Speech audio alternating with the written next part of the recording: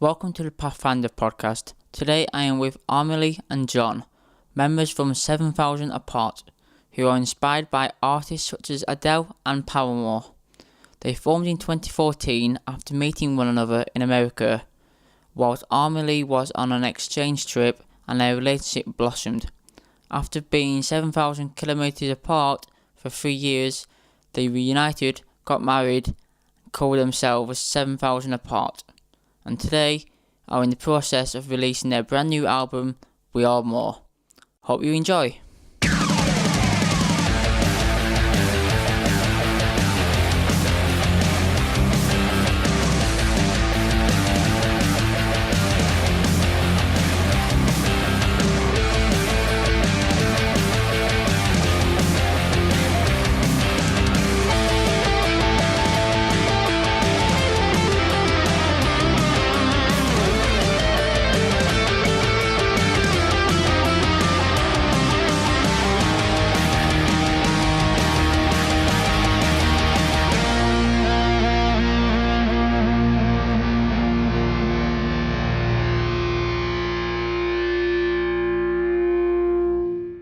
So, how are you guys? We're good. How are you? How's it going? I am, really good. Awesome.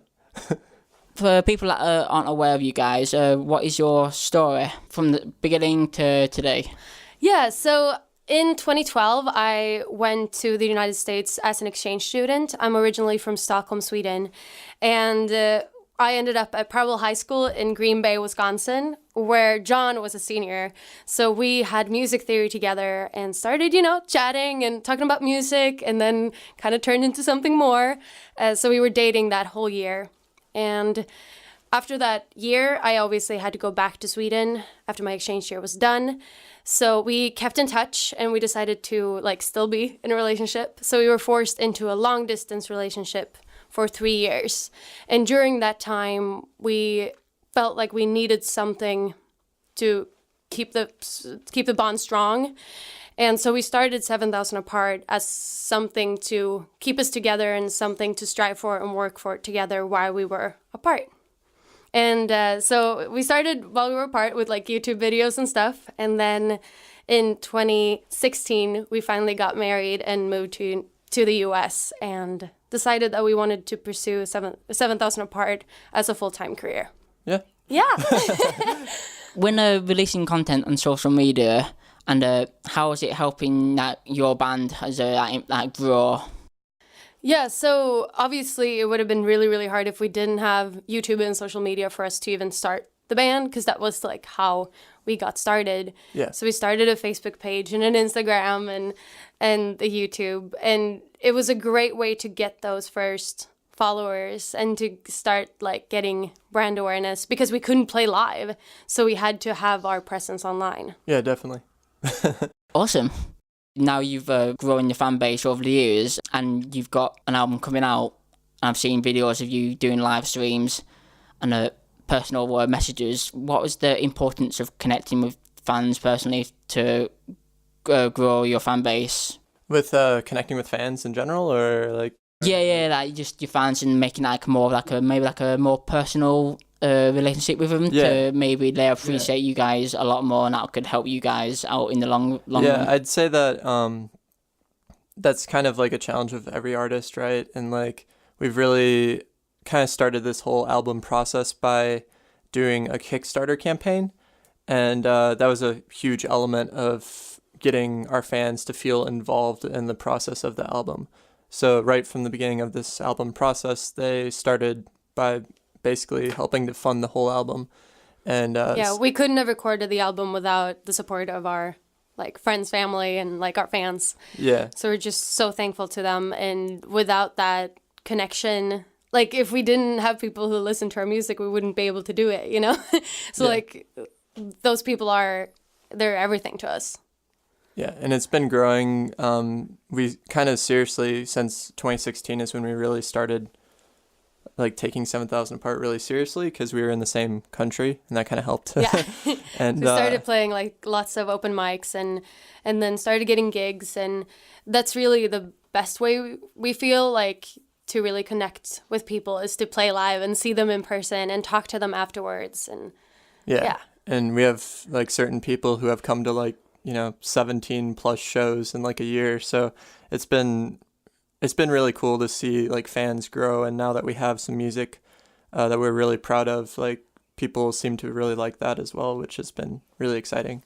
Awesome, yeah, because obviously, like you said, if you just don't really communicate or do anything too personal with the fans and you just disappear, then obviously the fans would be like, well, they just like a performance on the stage, make out like they do care, but then once the gig's finished, they disappear, and then they don't really care about you guys, and then obviously after a while, like that'll show, and then fans will slowly disappear, and then obviously your career will disappear.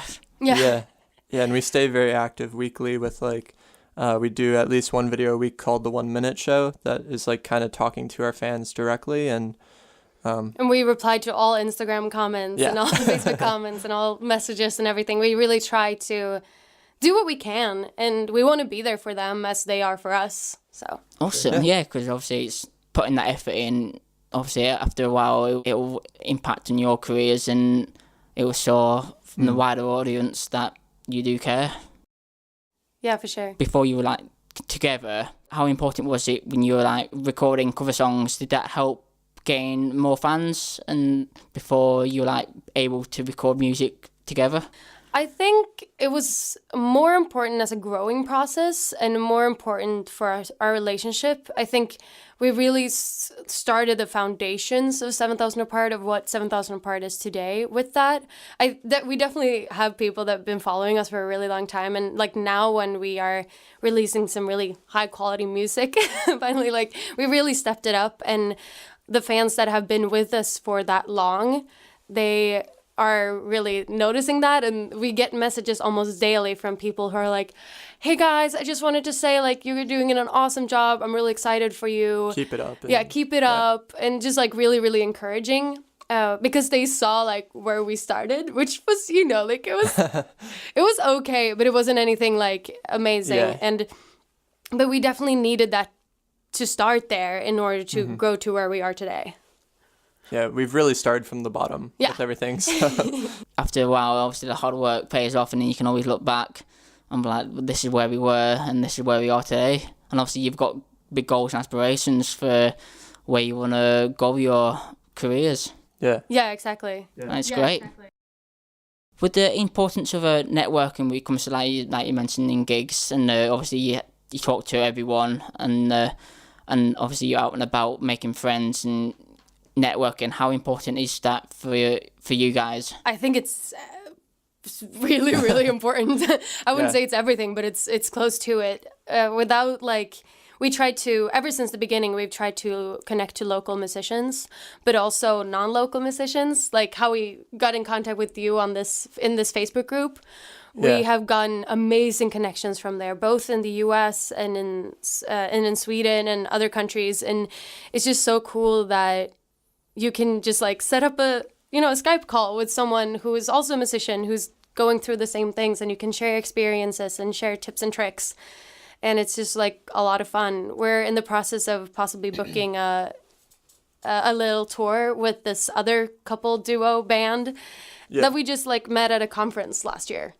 Yeah, I mean, it's very much like, it's incredibly important to us, and we believe like as artists that it's important not to hide any information. Like it's like a rising tide lifts all ships, and like if you hide information, it's not going to help the industry as a whole. So we try to share everything that we've learned with the people that we talk to, and just learn from everyone, and try not to be cocky in any way, and like, oh, we know exactly what's going on, but just like, hey, what have you discovered, and what have you found that works, and just try to collaborate with as many people as possible as well. Exactly, and it's not just like helpful, but it's like so much fun too. We love people, and we love meeting and chatting with new people, and so like. And when you work from home, it's really nice to be able to talk with people. Yeah, obviously, if you just hide away secrets, as to say, then obviously it's like you're not gonna achieve much in that. Obviously, if you don't show your face to people, like you said, you're not gonna create. You gotta get out there, invest in yourself to make opportunities happen, because you've gone to conferences and you've met people, and through that you're gonna start hopefully going on tours and through that. And obviously through me going to America, I've met tons of people, and I'm going to be starting a podcast with a friend who I met there. So it's all about just, going out there and making life happen, basically. Yeah, just writing with like whoever as well. Like I think that being super open to that and like just networking with everyone, like you meet really cool people just from like being open to writing songs for other people as well, or any of that type of stuff as well. It's so much easier to get like good connections through people than through trying to send out, emails to to labels or booking agents. It's so much better to have that personal connection, and the more people you know, the more likely you are to have good connections. So yeah. Before I went to America, I had a few friends in the community, but obviously you feel like you're quite good friends, but you're not really solidified that friendship, and then until you meet them in person, then it's like you actually know them then properly, rather than he's just a friend on Facebook. It's like you've met him, you know what they actually it's like. It's a big difference, for sure. Yeah, it's a massive difference. So if you just stay on Facebook and just like, I've got all these friends, it's like, but are they your actual friends, or is it gonna create an opportunity for you? You might do, but there's hell of a lot more chances of you gaining more opportunities if you actually go out and meet people in person. Could see that you're actually interested in them. Like if you go to a gig or something, you want to work with a band, instead of just messaging them on Facebook like, you want to work with you, and it's like, yeah, cool, what do are you? It's like you actually go to their gig and then talk to them and like, this guy is pretty cool. We actually got to know him in person. We know his personality. We know what he's like, and then from that, something can blossom into like a good working relationship, and then who knows where it will take you. Yeah, for sure. Exactly. When it comes to like your local music scene and gigging and stuff, how important is that to you guys and people around you, instead of like turning up and then disappearing after your set? I mean, the local community here is very kind of based around like bar sets and like very much background music. It's very few paid shows, or what am I saying, ticketed shows. It's more like, hey, can you play at this restaurant for 4 hours in this little corner? And it's like, it's great to start out. It's amazing because when you're a new artist, you need to get that experience in front of people. And if you can win over a bar crowd, you can win over any crowd, and just being able to practice your set that much and practice your music and in front of people. Or split nights with other artists as well. It's been really helpful for us. We just started out with open mics, and being able to be an artist that can just go up, plug in, and just play is really, really cool. And it really makes us so appreciative of when we actually have a sound person or we get a sound check, but we don't necessarily need that because we're so used to just plugging in and play. Yeah, and I think in terms of, you were asking about the local community, for music, how it works with other artists, or what are you interested in with that? How does it affect everyone around your area? Is it how's the music scene? Is it really good? Does it help? Is there a big community and everyone's helping each other out, putting on shows and one another? Yeah, I mean, I wouldn't really say that for sure. I don't want we have a ton of talent here. Yeah. But sometimes it's people kind of keep to themselves a little bit, which I totally understand. But I think that I would really want to. We don't do that. Yeah, no, we don't do that. We try to meet with as many people as possible. But I really think if Green Bay would start some kind of music collective in some way, we've been talking about it for a little bit, or a songwriters night every month, or just something that we could connect a little bit more and in a more professional sense, I guess. Yeah. I think that would really, really help everyone out. We've also in terms of Stockholm is kind of another one of our hubs, and in Stockholm, we're able to meet lots of people and write with people a lot of the time, and getting shows there, it feels like people are it's kind of the opposite of here, where people are really willing to work with you and they're excited for original music. So it's kind of a weird process because we're living here, but like Stockholm works really well for us too. So it's, yeah. I don't know. You have anything else you want to say? How does the whole Stockholm thing work? Because that would be interesting to see how that still works for you guys when you're like the other side of the world. Yeah, for sure. I mean, we go back about twice a year, if not more often. And it's more like, it's less of like those kind of bar gigs and like restaurant gigs, but the gigs that we have had there have been really, really great. And people like really listen and take us very seriously. And it's really nice to see that. And I mean, obviously, we are a Swedish American band and we live in the US. So like going over there and being like, hey, we're an American band, you know, like that's pretty cool, you know? And yeah, we've had just good experiences, really. Yeah. Just good shows. It's pretty cool, like in a way, you got like two countries that have fan bases, even though we've got like the internet now, but obviously you can still show your face in America, grow a fan base there, then show your face in Sweden and grow a fan base there, and eventually that might, you know, take you wherever, anywhere. Exactly. It's very, very helpful. We're even gonna have 2 release shows for the album, one here in the US and one in Stockholm. So we even like, that's how much of like 2 fan bases like I guess we have. 7 days apart from each other too, which is pretty cool. Awesome. So, yeah, I love that. What's the advice for like bands who are trying to make it work when they're like super far apart? Yeah, I mean, in terms of like bands and relationships in general, like with long distance, I think it's super important to just communicate all the time as much as you possibly can.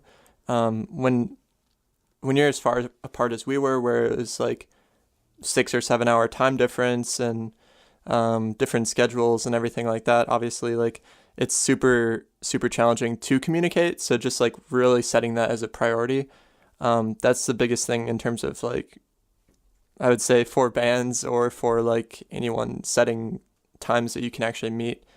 And then for music, I don't know, I think you need to hard. but I think if you really separate who does what for like the band, you know, like, okay, you're in charge of Instagram, or you're in charge of editing videos, and you're in charge of editing the sound, something.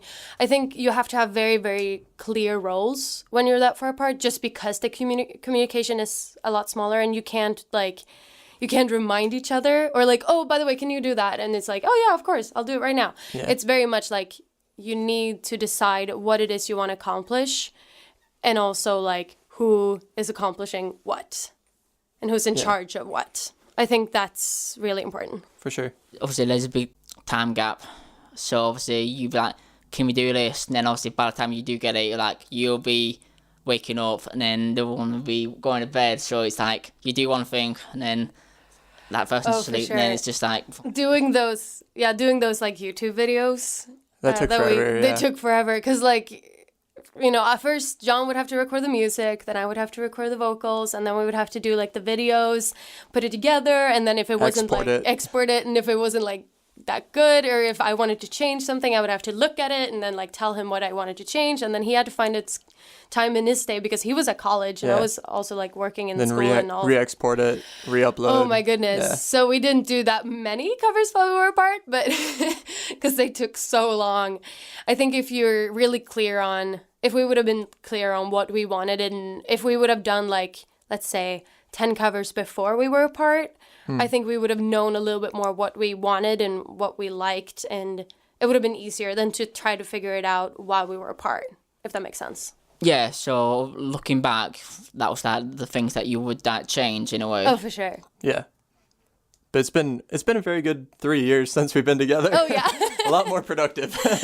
Yes. Yeah, life would be a little bit easier now like you're on you're like in the same room together, not the other side of the world. Yes. Yeah, life is way easier and way better right now. Things can be processed a little bit quicker. Oh, yes. Yeah. Talk about inspirations in life, like what are you like the main inspirations for you two personally and like the band, and what's made you want to pursue like music as a career? I think I grew up being a singer. I have been singing my entire life. My mom is a voice coach, and singing has always been a part of me. And I didn't really know how singing would be a part of my life, like specifically, but I have like really figured that out now, obviously. I did go to school for musical theater, and I really realized during that year that that wasn't what I was going to do with my voice. And then we really started 7000 Apart once we got married, and it just felt so right. And I am not nervous at all. I don't have any performance anxiety, which I dealt with a lot when I was in school for musical theater. It's just like I get to be me. I get to be me on stage. I get to do music that I really stand behind. And I think that it's the best platform personally for me and us to actually do some good in the world. And I'm really hoping that we can be like a positive influence through our music. Yeah.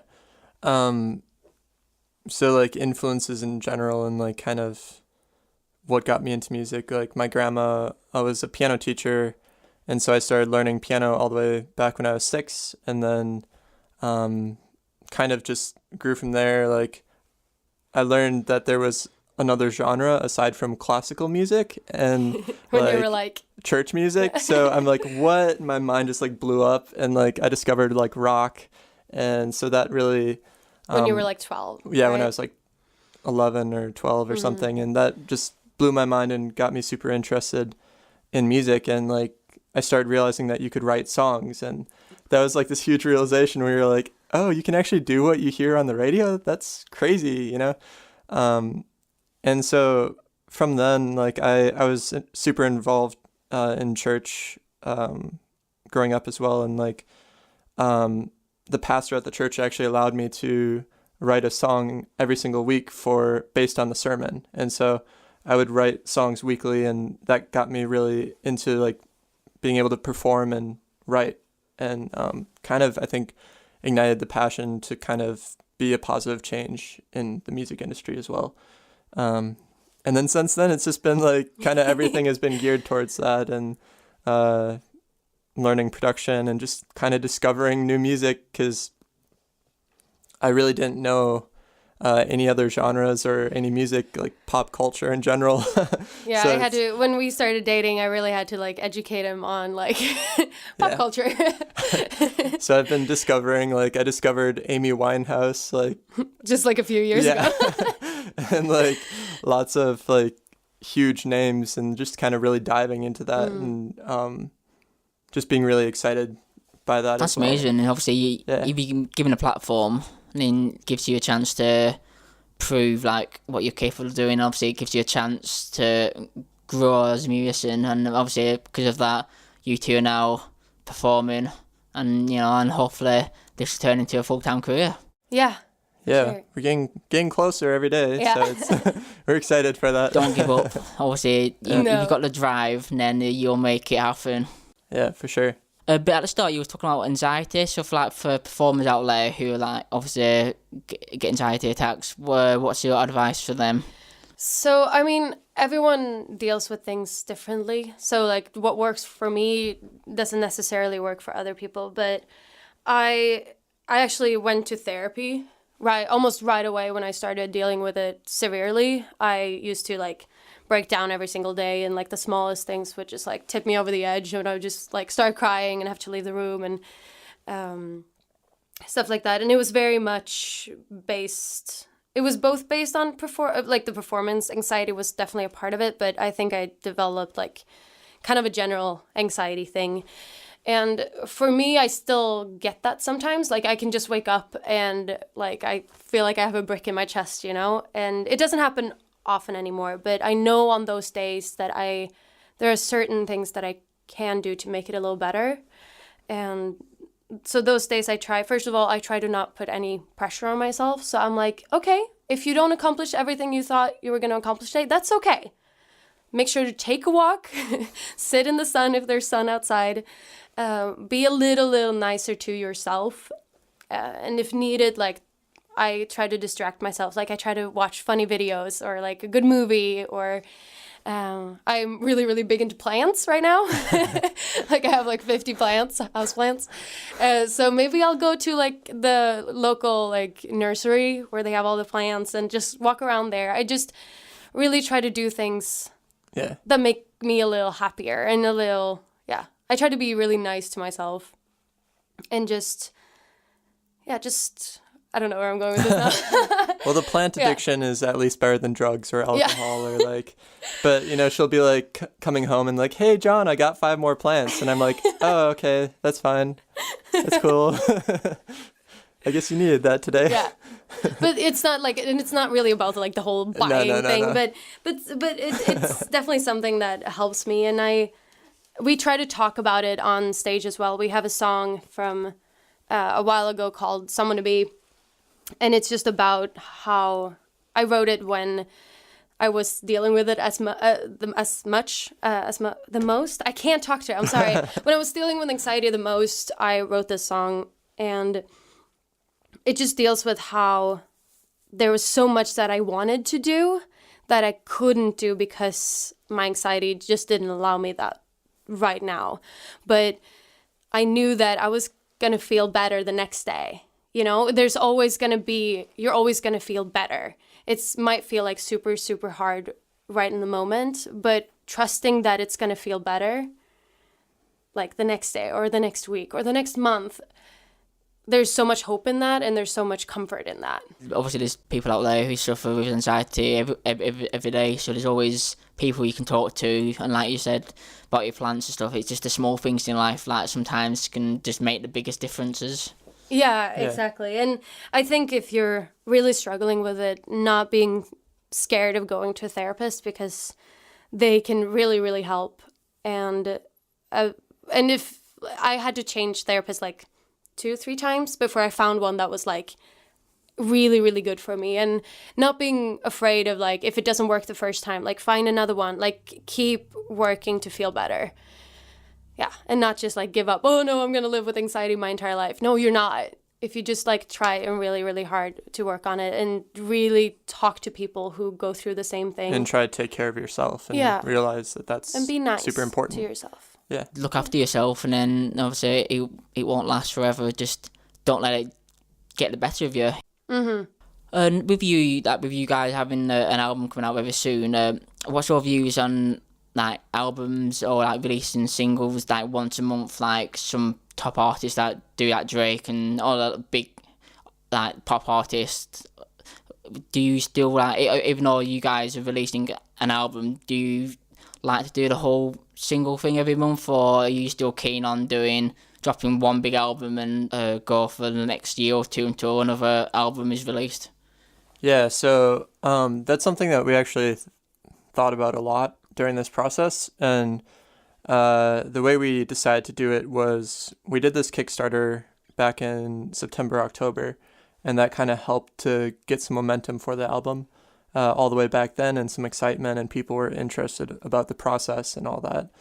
And then we've been releasing singles. So the first single came out on March 1st called Blank Check. Second single came out on April 5th called Sorry. And we have another single coming out on April 26th, so this coming Friday, depending on when you're listening, called Close Your Eyes. And so what we really decided was the album itself is coming out on May 17th. And we decided that we wanted to have these singles before the album, but we also wanted to give each of the songs their own life after the album as well.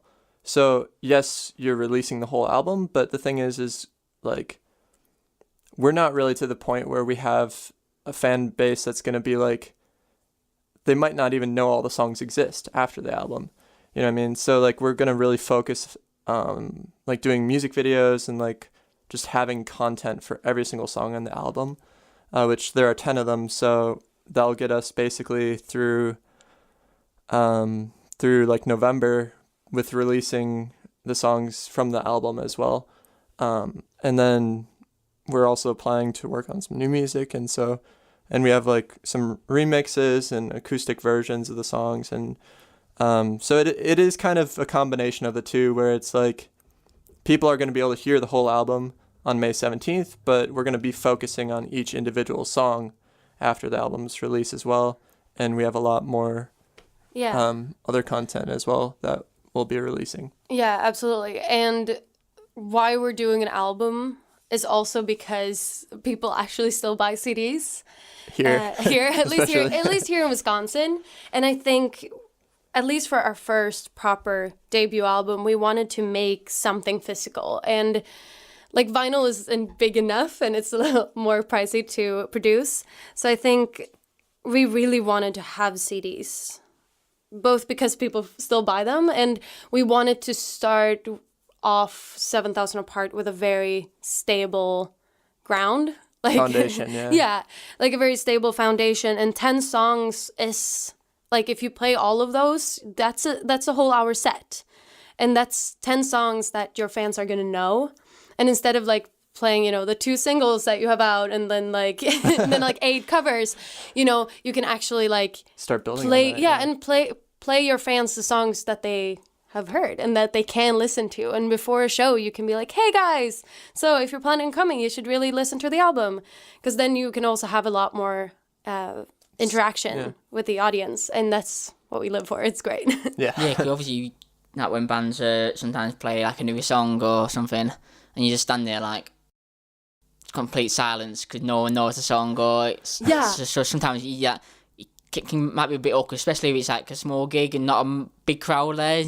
Just complete silence. It's like, oh, so obviously, so if you release songs like you guys doing each month or something, then people will be like, oh, I know this song, or then obviously after a while it builds up, and then the room will know all the songs, which is always a good thing. Yeah, exactly. It can be like an amazing song, but if you hear it for the first time, you might not be as excited, Yeah, exactly.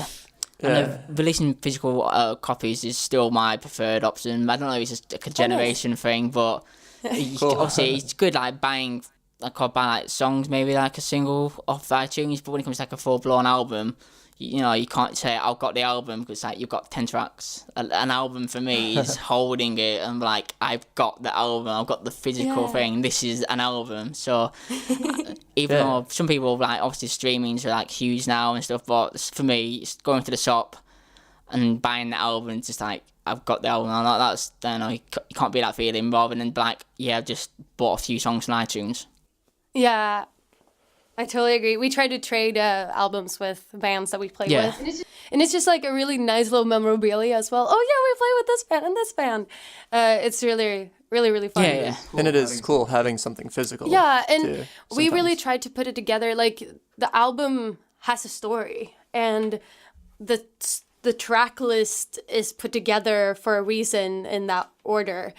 And that's something you don't get when you just play, Spotify. Oh, what's their most popular songs, You don't get that full experience. Yeah, it's very thought out. Yeah. Yeah, of course, you just buy a song or like randoms playlist on Spotify, and then obviously everything's just randomly playing and stuff. So you're missing out on the whole point of your album. It's like, yeah, that's a good. We're happy that you like that song, but like, the whole point is just listening to the full album, so you can get the gist of first to the last song, so it's like what the story is. Yeah, exactly. Yeah. And for that, obviously, with the new album, what's your inspirations behind the songs? Oh goodness. That's kind of a big question, but so we spent all of 2018 just working on new music, and during 2018 we started working with this artist coach as well, who helped us really to kind of shape our sound and our image and everything to be what we wanted it to be. Yeah, and the most like real version and simple version of us. So in terms of inspiration musically, like we wanted to put ourselves in a box with this album, so we decided only acoustic instruments on the entire album. So like drums, bass, guitar, and piano and vocals, basically. And then we have a cello. And some horns, which is just super exciting. But like real people, real instruments played by real people. Yeah, and just doing like simplifying it and making it quality, and nice and tidy, and so that was very much musically. And then for the songs themselves, we had like 50 songs, and we narrowed it down to like 12. We brought them into the studio after talking with the producer and with the artist coach, and in the studio we narrowed the 12 down to 10. And those are what are on the album. Yeah, and I would say the album is very much about like overcoming struggles, and also that we are better together. Yeah. That we are more together. So the album is called We Are More, and it's from the title track. And that song is just very much about how, like the chorus goes like, we're more than our cloudy days. Like we are more than our bad days. And that ties into like my anxiety and stuff. And like the struggles that we have had as a band. And, it's not easy being a musician. That you continue to have like every day. I mean, like we're not perfect in any way, and like there's nothing really perfect about life in general for anyone. But knowing that you are more than what happens to you and what you go through, I think is a really, really important reminder for everyone. Yeah, and all the songs on the album kind of help show parts of that journey. Yeah. So and a lot of the struggles that we've had over the past like year as well. And even longer than a year. Yeah, even a little bit before that. Yeah, and there are songs there that definitely deal with the long distance as well. Yeah, keep looking forward to it. It's going to be like sounds like a big like story from the hard times to now, and it's like shows you like a journey in a way of like from the beginning to to where you are now, and obviously next album will be from where you are now, and it's like each album will be like from the bottom to the top, conquering the world. Yeah, it's very much a chapter of our life, and we really want to like encapsulate that in the music. And like we said, like even though we're more than all this, like we still deal with it all the time, like Amelie said, like she still deals with anxiety some days. And like, I mean, obviously being a musician isn't the easiest and most intelligent career choice. So there's obviously challenges with that all the time too. And it's a good reminder for us to hear like you're more than all these challenges that you're facing. And it's a good for sure a good reminder to keep us going. Hopefully people will buy this album, because it sounds like it's going to be a great record, to be honest. I'm just looking forward to it. Yeah, we'll send a copy to you. Yeah, for sure. That's very kind of you. So hopefully people go out and support you guys and help some very talented and genuine musicians who deserve all the support. Thank you so much. Thank you. Yeah, thanks. Where can we find your music? Everywhere. Everywhere. So whatever you're listening on, like whether it's Spotify or iTunes or Apple Music or Pandora. Oh, wait, maybe we're not on Pandora. I don't think we're on Pandora. I don't think we're on Pandora yet. Okay, but like where you listen to music, you can probably find us. And if you don't have an account, you can always listen on YouTube. So we have the songs on there. And we do have a pre-order for the album, both the download and the physical copy on our website, 7000apart.com. Yeah. And there, like, all the money goes directly to us, and you can buy a physical copy. Yeah, too. And the download is also you pay what you want. So, like, if you're a poor musician like we are, you can pay, like, $5 if you want, or if you're a really rich person, then and you want to support our journey, you can pay a little bit more. So, yeah. That's awesome. But, yeah. Mm-hmm. But you can find us, like, anywhere, too. Like, on Instagram, we post covers once in a while, and Facebook, we try to interact as much as we possibly can. So. Yeah. And it's just 7,000 apart. No space, because we had enough space in our lives. So no space between 7,000 and apart. All go to social media pages. And I think, I think that wraps everything up. And unless there's anything anything else you guys would like to say? I don't know. I mean, thanks so much for having us. Thanks for having us. That's pretty good. Like, we really appreciate it. Yeah, this was fun. It's really nice. Learning more about you guys and stuff. Looking forward to new music. Yeah, thank you. Thanks.